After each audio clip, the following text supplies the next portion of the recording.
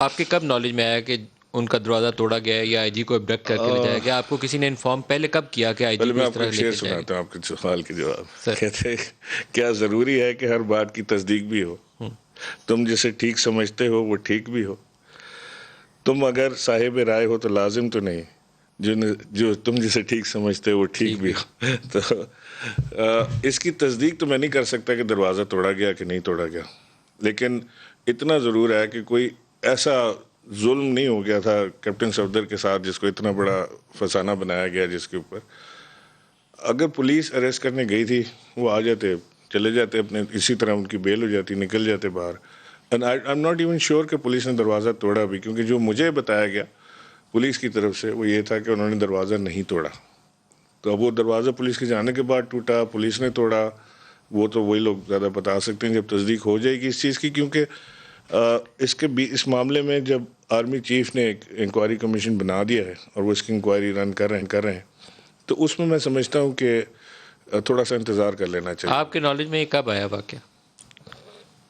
میں تقریباً 2:30 بجے تک تو میں سب لوگوں سے بات کر رہا تھا. آئی جی سے بھی میری بات ہوئی اور دوسرے لوگوں سے بھی بات ہو رہی تھی. لیکن اس کے بعد پھر مجھے صبح 5 بجے یہ پتہ چلا کہ میں اس کے بعد سو گیا تھا. پھر مجھے صبح 5 بجے پتہ چلا کہ ایئر کٹ گئی ہے اور ایف آئی آر کی کاپی. جب میں نے ایف آئی آر کی کاپی دیکھی تو مجھے اس میں نظر آیا کہ وہ وقاص نامی شخص کی صبح 5 بجے آپ کو کسی نے یہ بتایا کہ آئی جی کو زور زبردستی اس مجھے طریقے پتہ سے لگ گیا تھا. پتہ چل گیا تھا؟ کس نے آپ کو اطلاع دی؟ اس سے کیا فرق پڑتا ہے جی؟ It's very important. یہ سیکوینس آف ایونٹس جو ہے مجھے ڈٹرمن صبح کریں 5 گے. بجے نہیں، مجھے صبح 5 بجے نہیں، مجھے جب پتہ چلا جب محمد زبیر کا یہ بیان باہر آیا اس وقت مجھے پتہ لگا کہ یہ اس طرح کی بات انہوں نے کی. وچ آئی ڈidn't بلیو کہ ایسا کچھ ہوا ہوگا. آپ نے چیک کیا ڈی جی رینجر سے یا I S I D G سے بات میں کیا؟ نے چیک کیا جی. میں نے ہمارے جو آئی ایس آئی کے کمانڈنٹ ہیں ان سے بھی میری بات ہوئی اور ڈی جی رینجر سے میری بات نہیں ہوئی.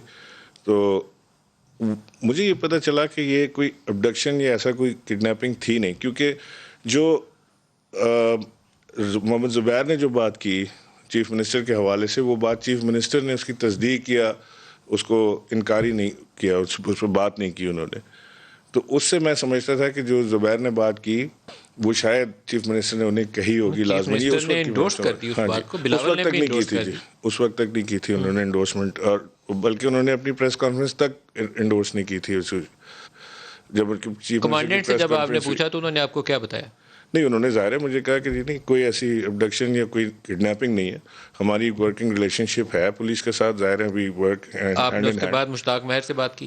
مشتاق مہر سے میں نے بات کرنے کی کوشش کی بٹ ان کا فون بند آ رہا تھا. ابھی تک نہیں ہوئی بات آپ کی؟ میری مشتاق مہر سے بات نہیں ہوئی، میری اے آئی جی سے بات ہوئی. وہ میرے پاس آئے تھے، میں نے اے آئی جی سے بلا کے پوری ان سے جو کچھ سیکوینس تھے واقعات کے وہ ان سے پوچھے تھے.